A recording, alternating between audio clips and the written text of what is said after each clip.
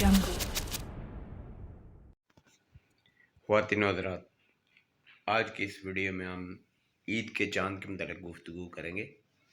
एक मौलाना साहब वीडियो में फरमा रहे हैं कि गौस पाक के साथ पास चांद एक नौजवान की शक्ल में तशरीफ़ लाते थे और बाकायदा उनसे इजाज़त लेते थे कि हजूर 29 का चढ़ना है या 30 का। आप ख़ुद देख सकते हैं, इसमें मौलाना साहब साफ अल्फाज में बता रहे हैं कि चांद नौजवान की शक्ल में गौस पाक के पास आया और उनसे इजाज़त तलब की कि हज़रत शेख अली इब्न हेती फरमाते हैं कि मैं 29 रमज़ान को आपकी बारगाह में गया तो मैंने देखा कि एक खूबसूरत जवान बड़ा सजा धजा था और बड़ा खुश था। तो वो जो है वो निकल करके जा रहा था।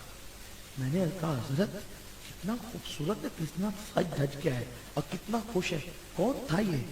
गौस पाक मुस्कुरा के कहते हैं वो ईद का चांद था, वो कोई इंसान नहीं था।